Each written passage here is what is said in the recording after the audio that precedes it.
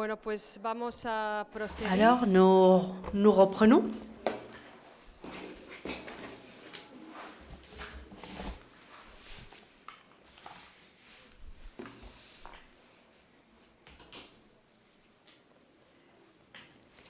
Hemos estado antes en este espacio En fait, de cultura que como Nous étions dans un espace de culture. decía Natalia, ¿no? Ese Nathalie nous espacio de racontait, cultura nous parlait d'un espace, d'un lieu de no culture, espectáculo, no de un diversión, espace de pero es un culture espacio qui n'est también de pas silencio, de amusement, transformación, esa necesidad al fin y al cabo et de c'est un espace conocimiento, de ¿no? De connaissance, abrirnos de otras nous puertas y sin duda d'ouvrir d'autres uno portes.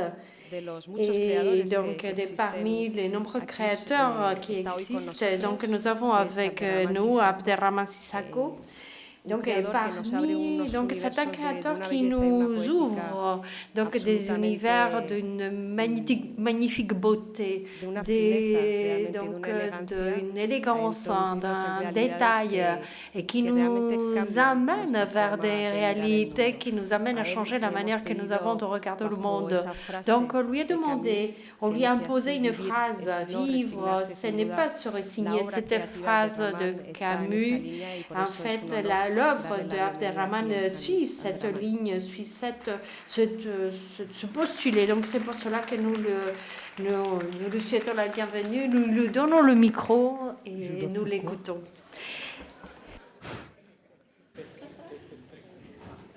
Bon. Et d'abord, merci de me donner l'occasion de découvrir ces rencontres. Je voulais particulièrement remercier Miguel Moratinos, qui a été pour moi le déclencheur du désir d'être là. Et c'est important. Et ce désir a été possible parce qu'il est allé à la rencontre aussi. Je pense que le fait qu'on s'est rencontrés en Mauritanie et que je suis là aujourd'hui, ça veut dire que les rencontres sont fondamentales et plus que jamais. Et que c'est comme ça aussi qu'on partage mieux les choses. Et je voulais remercier Sandra pour sa façon très intelligente aussi de convaincre et d'accompagner quelqu'un à venir ici. Et une façon douce et pression à la fois, je crois que, et qui fait que je suis là. Donc merci pour ce travail. Et bon, moi, on me met dans une position, dans une façon de faire qui n'est vraiment pas mon métier.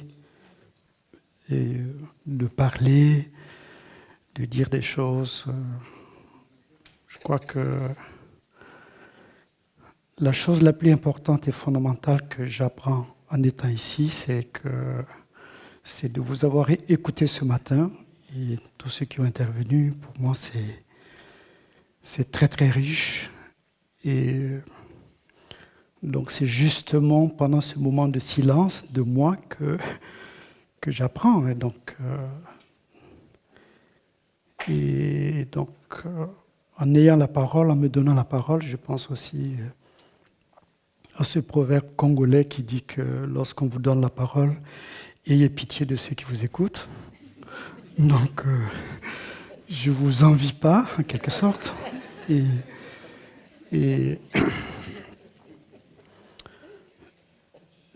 c'est vrai, et Agnès l'a dit, en fait, ce que vous avez dit ce matin, tout est tellement fort, tout est tellement beau, cette pensée de Camus, qui aussi, quelque part, aussi me libère dans le sens que il ne s'agit pas de parler aussi, il ne s'agit pas de prendre la parole, et que ce qui est fondamental et important, c'est l'action quelque part, et pas seulement en tant que créateur, je dis ça, mais moi je suis né et grandi en Afrique, j'appartiens à une forme, peut-être, j'appartiens à l'oralité, en quelque sorte, et l'oralité, c'est pas forcément le pitch ou l'éloquence, hein. Donc c'est ma culture de l'oralité. Et je dirais aussi que je viens d'un endroit, et j'ai grandi au Mali. Je suis né en Mauritanie, mais j'ai grandi au Mali. Et très vite, j'ai été conscient, et ce matin aussi, on a parlé de conscience. La mère de Minorque a parlé de deux choses qui me semblent très bien, c'est effectivement la conscience et le collectif. Et j'ai vécu dans une famille nombreuse, nous étions 14, mais nous étions 25 dans la famille parce que mon père avait pris avec lui les enfants de ses frères qui n'étaient pas allés à l'école. Lui, il était allé à l'école, donc il avait plus de moyens. Ses frères étaient des paysans, donc il était obligé de prendre leur enfant pour vivre avec nous. Donc j'ai grandi, voilà, nous étions 25 et à dormir à tour de rôle pratiquement, parce que quand c'est pas une maison grande, et à partager. Voilà. Et donc, c'est cette culture du partage qui m'a formé et qui fait que et quand je crée, quand j'ai envie de créer, c'est justement pour partager avec les autres. Et partager et créer, c'est pas forcément avoir raison. Donc c'est pas, on n'a pas forcément raison, mais on sent la nécessité de créer, de faire des choses. Et quand on a grandi dans une forme d'injustice face au reste du monde, parce que je trouve que le monde est enfin le monde qui m'entoure, notre monde est un monde où certains ont dominé d'autres, et c'est un monde qui ne partage pas beaucoup, et donc qui déséquilibre les choses, forcément. Et j'ai fait un film qui s'appelle Bamako. Pourquoi? Parce que Bamako est un procès imaginé qui se passe dans la cour de mon père, où j'ai fait venir des vrais juges, des vrais avocats, et face à un public témoin qui sont des gens, parfois des déflattés, des chômeurs. Et j'ai utilisé l'art pour inventer un procès qui est impossible. C'est-à-dire, porter plainte contre la Banque mondiale ou le FMI n'est pas possible. Ce sont des institutions qui ont été créées pour dominer l'autre et qu'aucun État, aucune structure ne peut se plaindre contre ces institutions. Et un système de développement qui est imposé, qui a été imposé à des pays comme le nôtre, et par le FMI et la Banque mondiale, qu'on appelle l'ajustement structurel. C'est un système qui, en résumé, disait à peu près l'État ne doit pas s'occuper de la culture, ce n'est pas son rôle. Donc on ferme les théâtres, on ferme les cinémas. Et le rôle de l'État, ce n'est pas forcément l'éducation. Donc on réduit le nombre d'enseignants. Et quand j'étais enfant, nous étions entre 70 et 90 dans une classe. Donc, parce que l'éducation n'était pas soutenue, etc., par ce qui a été imposé par l'ajustement structurel. Et cet ajustement structurel a appauvri les peuples, les pays. Malgré cela, on ne peut pas se plaindre contre ce système qui est imposé. Voilà. Ce n'est pas possible. Et donc, face à cette injustice, moi, j'ai inventé ce procès. Je pense que c'est le rôle de l'art aussi. Et pour dire que si nous ne pouvons pas changer les choses, et au moins nous sommes conscients des choses. Voilà. cela a été dit aussi ici par la pensée de Camus, voilà, que toutes les générations veulent changer, mais ne changeront pas. Mais pour moi, faire Bamako, c'était une façon de montrer que, au moins, nous savons, voilà, ce qui se passe et comment on est dans cette situation. Donc la conscience, encore une fois. Et justement, c'était assez... Et moi, j'ai été invité à Washington et pour présenter Bamako et au FMI. Donc je ne suis pas allé parce que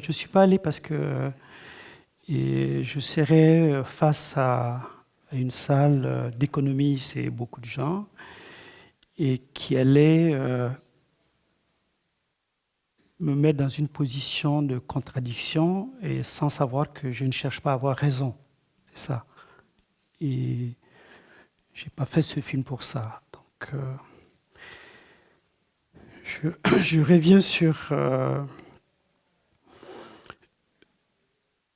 le monde aussi.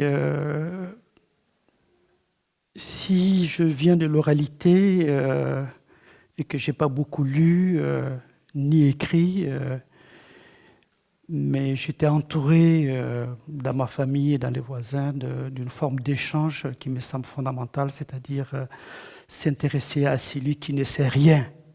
Voilà. Parce qu'il y a quand même une pensée dominante qui est parfois à travers, voilà, que ce soit l'écrit ou d'autres choses, on a petit à petit ignoré et des centaines de millions de gens qui ont aussi une identité, qui ont aussi une culture, qui ont des choses à donner à l'autre monde, à l'autre.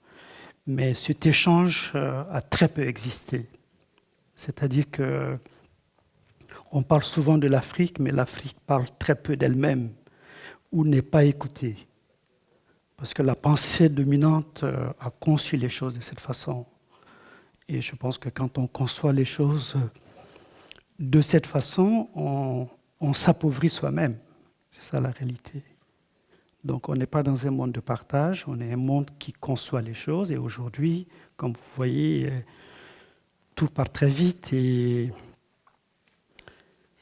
qu'il faut surtout, avec le développement de l'intelligence artificielle, qu'il faut financer, Miguel le disait, il faut financer plutôt la conscience, voilà, aujourd'hui, pour au moins créer un équilibre. Voilà. Et dans cette domination de l'autre et qui a toujours existé, et je sais que ce sont des choses pas faciles aussi, on se met dans une position où... Et de façon intellectuelle, on crée un sentiment de culpabilité en accusant l'Occident ou l'Europe. Moi, ce n'est pas ça que je cherche du tout. Je crois qu'on est là justement pour parler et partager les choses. Mon identité première n'est pas d'être africain, c'est d'être tout simplement un être humain. C'est ça qui m'intéresse, c'est ça qui me motive et c'est ce que je conçois comme valeur universelle, réelle. Donc, mais en tant qu'artiste, mon rôle et mon devoir, c'est de porter à la connaissance des autres qui ne sont pas conscients de certaines choses parce que un peu trop riches, comme Mahi disait, voilà, mais quand même de dire certaines choses. Et pas par la forme, pas par le cri, mais par la création. Voilà. La création, la véritable création, ce n'est pas celle qui impose à l'autre, mais c'est celle qui crée des chuchotements pour qu'il y ait un échange réel, une conversation. Et donc c'est ce que j'ai compris très tôt, j'ai compris très tôt que je dois m'exprimer par l'art. Voilà. Et cet art que j'ai choisi, qui est le cinéma, par le visuel. Et pour justement protester. Mon cinéma, c'est un cinéma de protestation, de combat.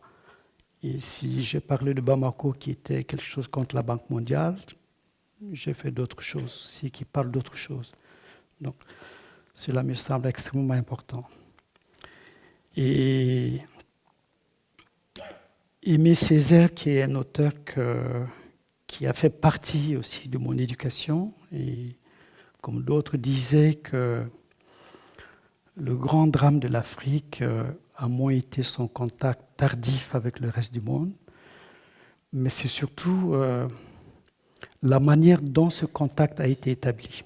Et que c'est au moment où l'Europe est tombée entre les mains de capitaines d'industrie et de financiers, dénués de tout scrupule, que l'Europe s'est propagée. Et que notre malchance, c'est cette Europe-là que nous avons rencontrée, l'Afrique. Et que l'Europe est comptable devant le reste du monde du plus haut tas de cadavres de l'histoire. C'est ça.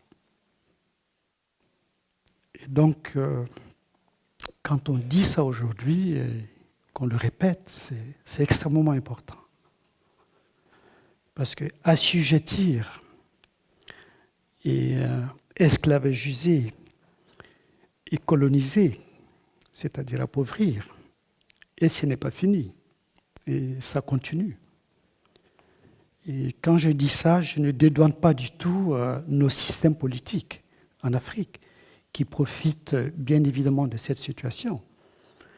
Mais le réflexe de dominer l'autre, de prendre chez l'autre ce qu'il a, de l'appauvrir pour qu'il devienne petit à petit et des bombes dont tu parlais, dont tu as écrit, des boules de feu,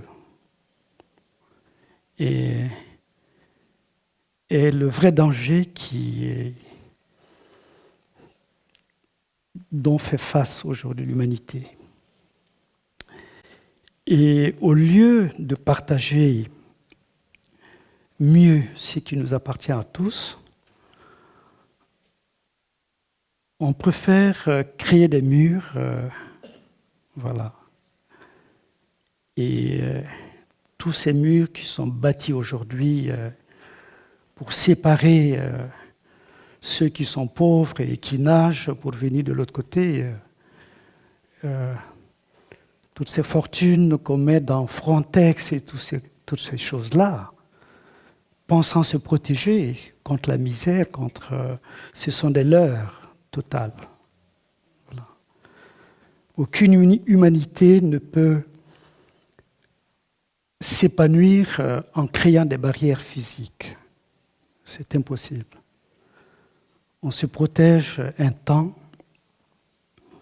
mais ce temps passera. Et lorsqu'on n'encourage pas, lorsqu'on ne fait pas un travail de partage réel, pour que la mission des États ou de tout le monde, c'est de faire en sorte que la culture soit la vraie richesse. Voilà, que l'éducation soit la vraie richesse. Et c'est ça qui protège, véritablement. Pas cette pensée, voilà. Pas ces priorités alors qu'on voit tous les jours le budget des armements augmente dans tous les pays, c'est quand même incroyable. Que l'humanité, que la civilisation, ceux qui se prétendent aussi civilisés, c'est ça. C'est qu'on est tous pris en otage par ce capital, en fait. Voilà. Le capital, qui est le vrai cancer et qui pollue tout et qui neutralise tout. Aujourd'hui, on le voit, on le vit. On ne sait même plus quoi faire. Donc, je suis tout simplement totalement en lien et en symbiose avec ce qui a été si bien dit ce matin par vous tous, que ça me réconforte parce que moi aujourd'hui je vis de deux façons. une fois, c'est quand je travaille, quand je fais un film ou quand je fais un opéra, j'ai un lien avec ceux qui me font confiance en tant que partenaire, donc je fais des choses, mais quand je ne fais pas ça, et depuis quelques années, en Mauritanie, qui est un pays de désert que vous connaissez, et je me mobilise avec ma femme, mais aussi avec quelques personnes qui sont sensibles à ça, et nous protégeons 100 hectares d'acacias qui étaient en danger, qui étaient coupés pour faire du charbon par des gens, parce que pauvres aussi. Et voilà. Donc notre réflexe, c'est de protéger ce lieu, c'est de protéger ces arbres, c'est de replanter cette forêt, c'est rare là-bas les forêts, de replanter, de faire quelque chose, de faire une action, de faire pousser les choses. Et que c'est vraiment dans l'action qu'on peut véritablement faire un don. Et il a été dit aussi, on a parlé de don, et Franck, voilà, que je ne connaissais pas, qui était là, et surtout dans sa réponse tout à l'heure à quelqu'un a parlé de la notion de don, en fait. Donner et recevoir, je pense que ce sont des valeurs extrêmement importantes, voilà, dont je suis de plus en plus conscient, et que ce travail est extrêmement difficile parce qu'on fait face presque à une ignorance totale, aussi bien des politiques que de partenaires occidentaux européens qui ne sont absolument pas sensibles à des choses comme ça en réalité et qui font croire qu'ils sont sensibles à ça. On fait tous les grands sommets sur l'environnement et tout ça, partout, chaque année, etc. Mais quand des projets comme ça, des gens qui bénévolement protègent une forêt, quand on essaie d'attirer l'attention de partenaires, d'institutions là-dessus, vous ne pouvez même pas savoir, le silence est terrible. C'est terrible, un silence terrible. Ça décourage en quelque sorte, mais en même temps, et Camus, mais j'apprends tous à Camus ici, il faut que je vous le dise, à parler de folie, qu'il faut avoir de la folie, voilà, pour faire les choses. Et je pense que c'est vraiment ça, il faut de la folie, la vraie folie, pour encore une fois s'investir et faire des choses, même face à cette indifférence, face aussi à ce que je formule comme une forme de mensonge, qui sont établis, qui sont là dans des formes de coopération, de pensée, etc. C'est pas possible. Parce que ces coopérations et ces pensées ne font pas confiance au peuple, aux individus, encore une fois, font confiance au système, aux politiques. Mais partager véritablement avec des groupes pour faire des choses, changer le monde, ce n'est pas le cas. Donc c'est désespérant tout ça. C'est désespérant, mais encore une fois, c'est la conscience qui est importante. Être conscient de ça pour pouvoir à son tour changer vraiment les choses. Changer dans l'action, quelle que soit la forme de l'action. C'est pourquoi je dis que ce qui se passe ici, c'est une action réelle, concrète, de donner la parole, de donner l'écoute. Et c'est comme si on n'est pas nombreux, mais c'est énorme. C'est énorme, quelqu'un qui quitte ici pour aller rentrer chez lui, échanger et garder ce feu, voilà, qui a été allumé, cette sorte de combustion que l'art, la poésie, l'écrit et les paroles peuvent vraiment installer chez quelqu'un, et qu'à partir de ce moment-là, on part, on partage et on ne lâche rien. Voilà. Merci.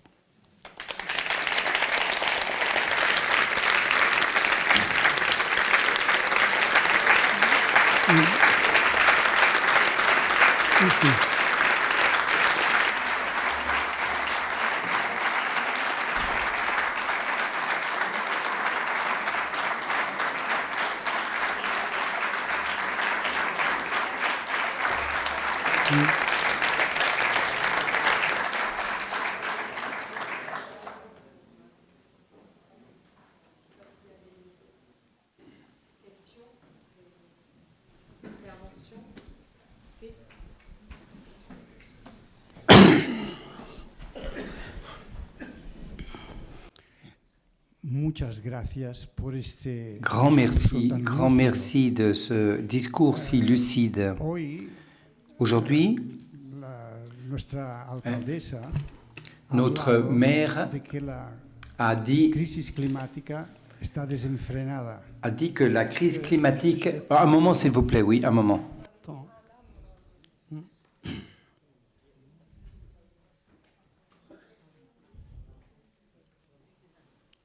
Frances, no me atrevo.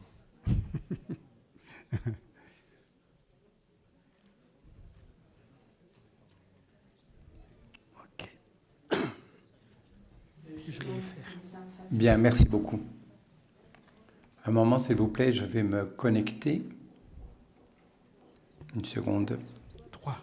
Donc, je crois que c'est... Alors, voilà. Ok, merci. Voilà.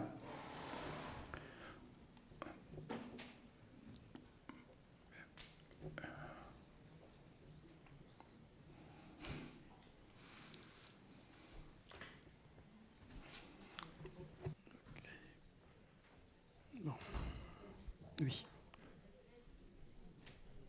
Bien, vous m'avez à l'écoute, monsieur? Oui? Vous entendez, monsieur? Ça marche? Oui. Très bien. Buenos días. Bien, alors bonjour. Voilà, donc vous avez le son, n'est-ce pas? La traduction, merci. Je disais que j'ai commencé en vous disant, en me faisant un éloge à votre discours lucide. Grand merci d'abord, avant tout, monsieur. Vous avez tout à fait raison que cela doit se multiplier. Votre message doit être multiplié, sans doute. Aujourd'hui, Madame le maire nous a parlé du fait que la crise climatique était véritablement lancée dans une course folle. Monsieur Morantino nous a également parlé de la crise planétaire. Madame Agnès Spickel nous a parlé des catastrophes climatiques. Ma question alors, devrions-nous avoir quand même un peu de peur? Avez-vous peur, Monsieur Abdelrahman Sissako, de cet avenir? Je pense que une des choses que je souhaite à tout un chacun, et aussi à mes enfants, c'est de ne jamais avoir peur, en fait. Je pense que la peur est un sentiment qui annihilie beaucoup de choses. Voilà. Et il faut éviter d'avoir peur. Et quand on a peur, il est difficile de créer vraiment. Et pourquoi je dis ça? Moi, j'ai fait un opéra qui s'appelle Le Vol du Boli, et au Théâtre du Châtelet. Et lorsqu'on m'a proposé de faire un opéra, c'était sur une idée d'un compositeur anglais qui s'appelle Damon Albarn, et le Théâtre du Châtelet. Donc, on m'a invité, voilà. On m'a proposé de faire un opéra. Je leur ai dit deux choses. Premièrement, que je n'ai jamais vu un opéra. Et que deuxièmement, je ne suis jamais allé à l'opéra. Mais que je vais le faire parce que je n'ai pas peur de faire ça. Et parce que je le considère que c'est une chance et c'est une confiance en moi, voilà, de me proposer de faire quelque chose dans un théâtre aussi important qui est le Châtelet. Et que la troisième chose, je vais amener au Châtelet l'Afrique. Ça, c'était ma condition. Donc, d'imaginer un opéra où l'Afrique serait dans ce théâtre. Et à la directrice du théâtre qui était là, à ce dîner, et je lui ai dit une phrase qui était toute simple. J'ai dit, moi je vais amener Samba Diallo sur la scène. Elle m'a dit, mais qui est Samba Diallo? Je ne le connais pas. Je pensais que c'était un grand acteur ou un chanteur. J'ai dit, Samba Diallo, c'est le vigile du théâtre. Et il dit, ah bon, vous le connaissez? Mais comment? J'ai dit, non, je lui ai dit bonjour et je lui ai demandé son nom. Et elle traverse tous les jours ce vigile.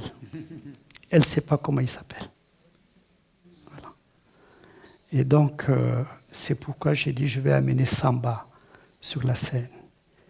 C'est-à-dire l'anonyme. C'était ça le sens. Voilà. Et donc, j'ai pas peur. J'ai pas peur dans le sens que, ni dans mon travail, mais aussi, je suis inquiet. Très inquiet. Et parce que je vois que le mensonge prime sur tout. C'est ça. Que la vraie force qui prédomine, c'est le mensonge. Et tout est fait pour tromper, tricher. Et on a parlé des médias ce matin, on dit c'est... Mais il faut un sursaut. Mais pour qu'il y ait un vrai sursaut de tout un chacun, c'est vraiment comprendre que de ne pas séparer les gens, de ne pas créer la séparation, ni par l'argent, ni par ce sentiment de supériorité ou de connaissance qui est là. Voilà. Et la plupart des gens, tellement ça a été imposé, on a le sentiment qu'il y a une Afrique pauvre et une Europe riche. C'est totalement faux. Le monde, ce n'est pas comme ça. Il n'y a pas une Afrique pauvre et une Europe riche. C'est ça. Et il n'y a pas une Afrique qui a besoin d'aide non plus. Ce n'est pas ça la réalité. Mais c'est ça qu'on fait croire aussi. Et le grand drame de ce continent, c'est que l'Afrique n'est pas pauvre. Elle est victime de ses richesses. C'est ça la réalité. C'est pourquoi je disais qu'on n'est pas dans un monde qui est vraiment en train de partager. Et donc c'est vrai quand on voit ce qui se passe aujourd'hui, surtout autour de l'environnement. Je vais vous citer mon petit exemple, voilà, de petite forêt. Mais cette petite forêt d'acacia, c'est beaucoup dans un pays comme le mien. Mais voir que ceux qui sont allés à l'école, ceux qui ont les moyens, ceux qui ont un pouvoir décisionnaire, ceux qui parlent de l'environnement, sont incapables d'accepter des projets comme ça, de faire avancer comme ça, je suis inquiet.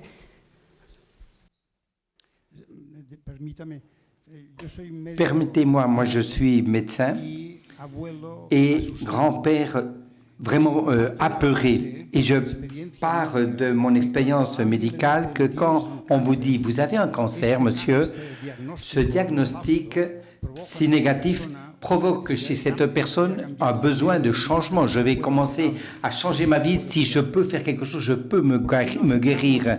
Pourquoi on n'accepte pas que la planète a un cancer et qu'il faut changer notre mode de vie pour voir si on arrive à guérir la planète et nous-mêmes aussi?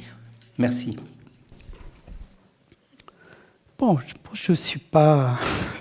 Comment dire, je suis pas... Je ne saurais pas répondre vraiment de façon intellectuelle ou à cette question, mais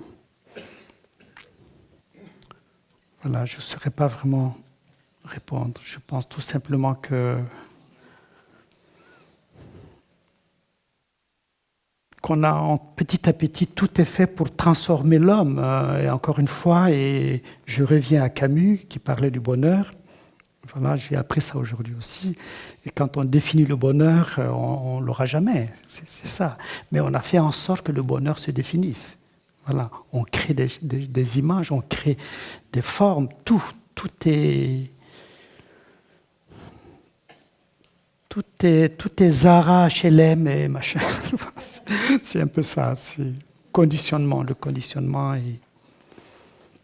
Mais il faut quand même changer les regards, pour moi. Ça, c'est très important. Changer le regard. C'est-à-dire, bon, je fais un plaidoyer sur l'Afrique, parce que je vis, mais je fais ce plaidoyer sur l'Afrique comme un symbole.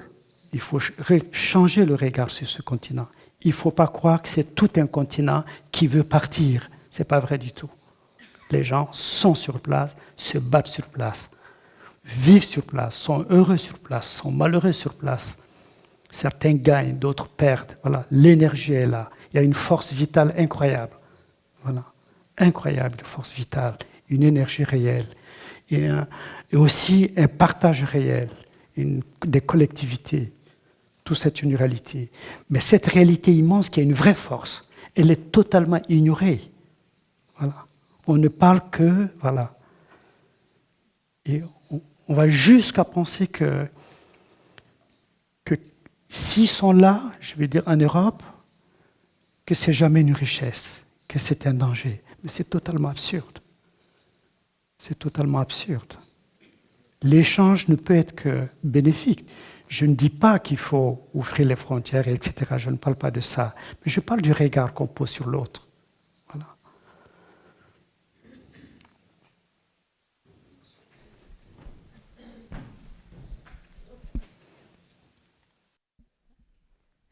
Buenos días. Oui, bonjour. Merci. D'abord, vous remercier avant tout. Quand vous avez commencé votre exposition, ou votre exposé, j'ai très remarqué de la manière de laquelle vous avez reçu l'invitation, comment vous accompagnez d'une manière très intéressante. Ça a été pour moi un apprentissage de voir comment le remerciement, comme vous le disiez, peut arriver de multiples formes, et cela a eu encore plus de sens quand vous-même, vous avez refoulé l'invitation d'aller parler avec les gens du Fonds monétaire international. Très important. Et je suis en train d'essayer d'associer tout ce que vous avez dit et dans toute la matinée. Et l'une des choses qui me semble, parce qu'il y a beaucoup de mots qui sont très importants, mais il n'y a pas le mot privilège qui est sorti. Et vous, ce que vous avez partagé avec nous précisément, eh bien, me fait réfléchir sur le privilège que nous avons, nous, comme société européenne, et qu'on n'a pas encore parlé du privilège que nous avons. Il est compliqué de se reconnaître privilégié et être responsable de ce privilège. J'ai vécu en Amérique du Sud et merci de m'avoir permis de connecter ce continent avec vos paroles, parce que quand on dit qu'il n'y a rien à faire contre les politiques de la Banque mondiale, j'ai réfléchi sur le privilège et combien on a le privilège de maintenir le silence et comment on sait ce que fait la Banque mondiale et le Fonds international et comment nous, eh bien, ne pas être actifs en nous donnant ce privilège de nous taire au lieu d'agir et pouvoir intervenir et lutter contre l'injustice de ces politiques et surtout quand le propre Fonds monétaire international reconnaît que ces politiques et ces programmes et ces recettes parfois sont erronées. Eh bien, nous sommes complices depuis notre privilège de nous taire et c'était simplement la réflexion que je souhaitais réaliser au fil de vos paroles. Et je ne sais pas si cette question est pour vous maintenant, Abdelrahman, ou pour les autres. Le sentiment également de penser que nous avons une espèce de blindage, pas les murs physiques tels que Frontex, etc., que vous avez cités, mais nous avons également un mur mental qui nous amène à penser que ce qui a lieu ailleurs ne nous touche pas. Maintenant, nous avons la guerre et semble importante parce qu'elle est près de chez nous, mais pas les autres. Alors, quand je suis revenu de l'Amérique du Sud, où il y avait beaucoup de mouvements populaires, on a utilisé ici le terme populiste, et j'étais très surpris par l'usage de ce terme populiste Comme on comprend le populisme en Europe, il y a eu beaucoup de luttes pour chanter également les narrations avec les fonds vautours. Et on a reconnu, par exemple, que les fonds vautours, ce sont des grands conglomérats qui peuvent détruire un pays en raison des dettes. Et on a parlé aussi des médias, et je crois que les médias ne suivent pas cette ligne. Je crois qu'on est tous responsables de permettre que des réflexions qui ont lieu dans d'autres pays et d'autres continents ne nous parviennent pas. C'est pourquoi je vous remercie d'avoir accepté l'invitation de nous amener aussi ce regard que vous avez posé sur l'Afrique. Et une autre chose que vous m'avez également évoqué, c'est cette idée d'avoir la joie et être positif. Aussi, dans la politique, cela devrait être présent. Quelqu'un qui fait de la politique doit être quelqu'un d'optimiste, comme vous-même vous dites l'être, ou du moins vous refusez à avoir peur depuis la création. Donc, merci à tout cela. Bonjour, j'aimerais vous demander, ne croyez-vous pas que c'est une erreur de ne pas avoir montré au Manque Mondial votre cinéma avec le talent que vous avez comme réalisateur? Vous ne croyez pas qu'en montrant votre film vous auriez pu changer le regard de ces économistes? Non, j'ai montré le film, sauf que je ne suis pas allé, en fait. Le film a été vu, mais moi je ne suis pas allé parce que je ne voulais pas être, comme je lui dis, dans un débat avec des économistes. Ce n'est pas ça l'objectif. Voilà.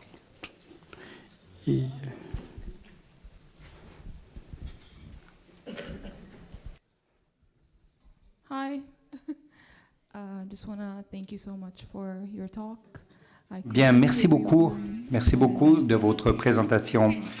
Je suis tout à fait d'accord sur ce que vous avez dit, sur beaucoup des choses affirmées. L'Afrique est très riche, a beaucoup de ressources, beaucoup d'art et de connaissances, et des peuples indigènes. Et il me semble très important de souligner les narrations qui existent depuis la nuit des temps pour rompre ce regard vers l'autre et ces narrations du continent qui ont été toujours racontées depuis un regard extérieur. Et comme artiste et comme je défends ce contexte de donner et de recevoir, comment peut-on créer cet équilibre? Bon, c'est difficile. Ouais. Non, je pense qu'il faut faire des choses comme ces rencontres-là, je pense. Et comment le multiplier, de quelle façon multiplier les rencontres. Qu'elles soient aussi physiques, que les gens se voient, que les gens doutent ensemble et hésitent ensemble, se projettent. Je crois beaucoup à ça, je crois beaucoup. L'énergie d'être optimiste. Je crois que l'optimisme est quelque chose de très, très important. Et avoir de l'espoir, être optimiste, parce que quand on est optimiste, on peut bâtir, même dans la pauvreté, on peut bâtir des choses. Une famille pauvre qui n'est pas optimiste, elle ne peut pas éduquer ses enfants. Voilà, tout est comme ça. Et le monde, c'est pareil aussi, je trouve. Je trouve que ne pas céder, ne pas désespérer. Hello. Thank you so much for your work. Bien, merci beaucoup de ce travail que vous réalisez.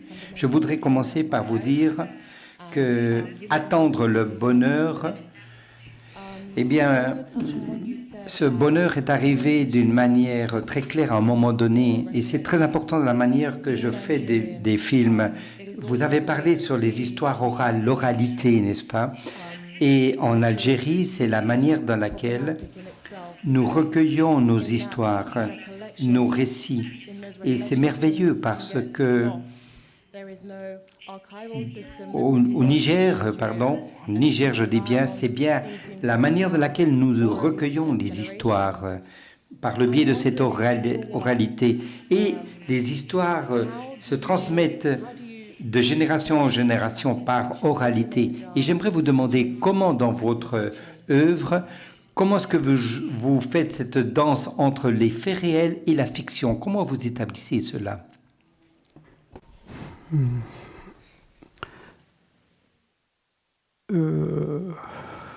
Comment? Alors, je vais commencer à expliquer un peu à dire un peu que dans ma façon de créer ou de faire des films, il y a quelque chose qui, pour moi, est très important pour un créateur, pour tout artiste, c'est de ne pas chercher loin, en fait, de chercher à côté de soi tout. Tout ce qu'on raconte, c'est à côté de soi. C'est la vraie façon d'être universel. Voilà. Et l'universalité, c'est ça. C'est pas aller ressembler à l'autre, c'est pas s'adresser à l'autre qui est lointain ou se faire comprendre. Moi, premièrement, c'est vraiment de se raconter, voilà, ou de créer des personnages dans les films que nous faisons qui sont parce que ils ont un courage que j'ai pas. Moi, souvent mes personnages s'ils sont courageux, c'est parce que je le suis pas. Et donc, je les crée comme ça. Et aussi, j'ai des personnages voilà, qui me ressemblent par leur fragilité aussi. Donc, je ne cherche pas très loin, en fait. Donc, et ça, c'est très important. Ça, c'est très important. La confiance qu'on a sur ce qui nous entoure, c'est qu'on est d'où on vient. Et quand j'ai fait le concours d'entrée à l'école du cinéma à Moscou, où je suis allé, j'avais 19 ans, et je n'étais pas préparé dans le sens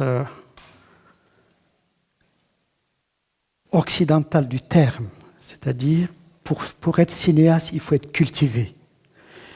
Et la culture, c'est connaître Mozart, Tchaïkovski, et Picasso ou Van Gogh. Ce sont ces références qu'on doit prouver pour être accepté, pour être cinéaste.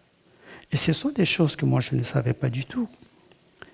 Je n'avais jamais su qui est Van Gogh, qui est Picasso, ou je n'avais jamais écouté Mozart ou Tchaïkovski.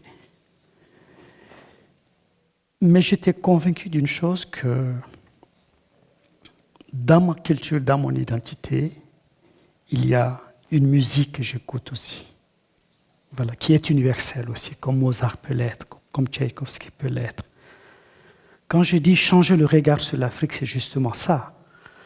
Et on va même penser que Bach n'est pas né en Afrique ou Mozart, voilà. Mais tout est un tout. Voilà. Et moi, j'étais convaincu que j'ai quelque chose, mais je ne saurais pas l'exprimer. Voilà.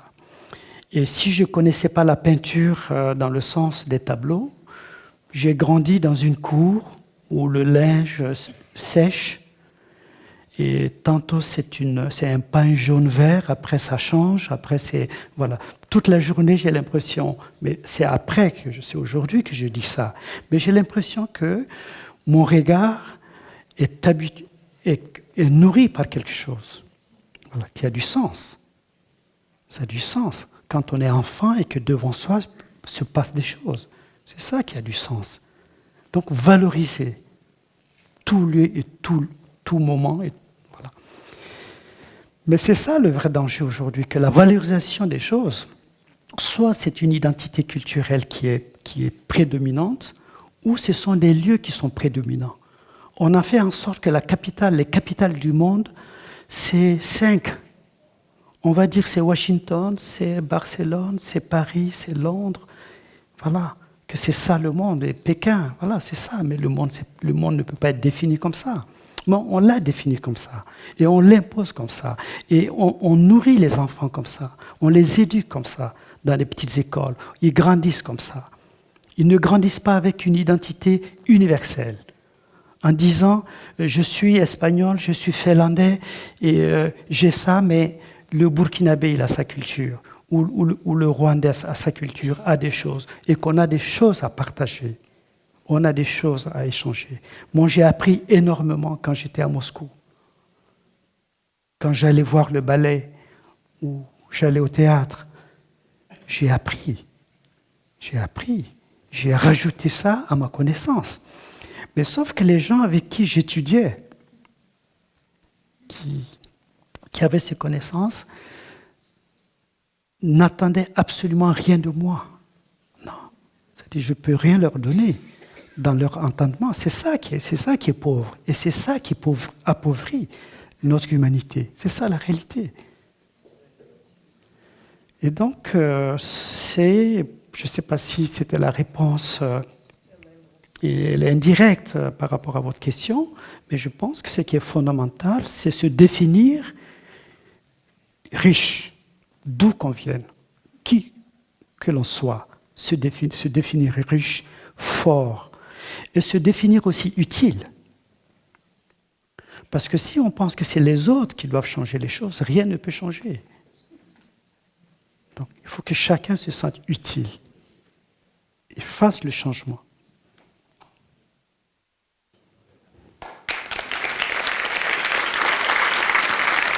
Merci.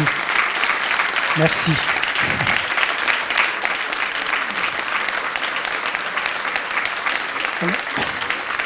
Merci. Merci.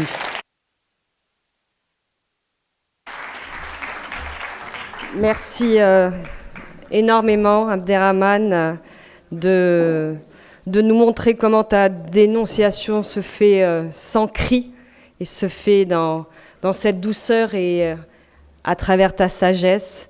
Merci encore, vraiment.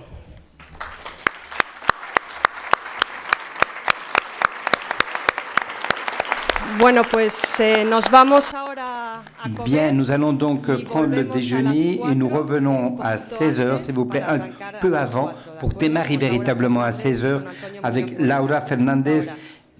Merci beaucoup.